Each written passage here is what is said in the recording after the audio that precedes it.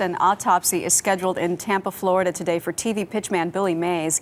One question is whether a bump to the head that he suffered during a rough plane landing contributed to his sudden death. CBS News correspondent Bianca Solorzano is here with more. Good morning. Hi, good morning, Maggie. Well, if you didn't know his name, there is a good chance that you knew his voice, that loud voice that Billy Mays used to help sell products on television for years. He didn't call it shouting, he called it projecting. But Mays was silenced yesterday at the young age of 50. What about the rinse cycle? He was the boisterous voice of the infomercial. The OxyClean detergent ball, I guarantee it. On Saturday, after filming an OxyClean commercial in Philadelphia, Billy Mays was returning home aboard a U.S. Airways flight that made a hard landing in Tampa.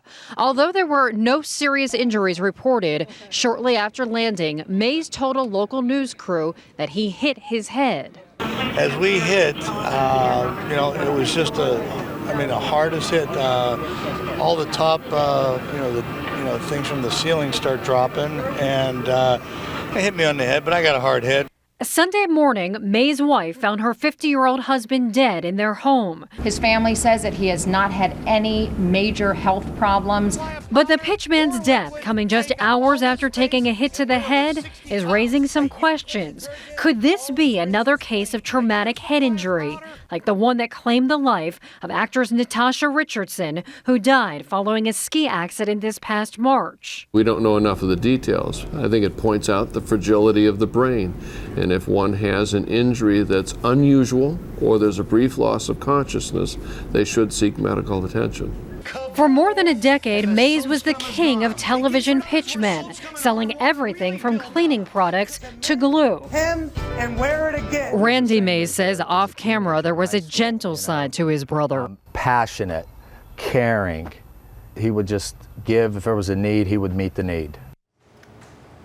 And the autopsy is expected to be completed by this afternoon. Maggie? Bianca, thank you. Thank you for being here. Dr. Jennifer Ashton is here as well. Good morning, Doctor. Good morning.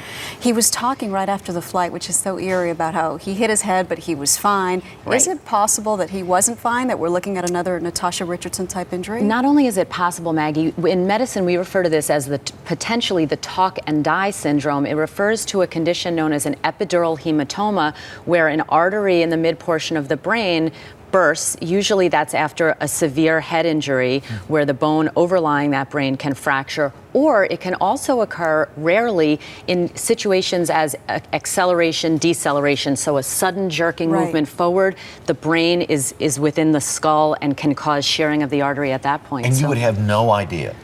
Right. I mean, that's why it's called talk and die. So typically the patients are fine, they're lucid, they're able to converse, and hours to even in some cases days later, they can suffer a catastrophic brain hemorrhage and die. So go to the doctor even if you feel fine when you've had something really hard. If you've had a head injury, absolutely. All right. Dr. Jennifer Ashton, thank you. Bianca, thank you as well.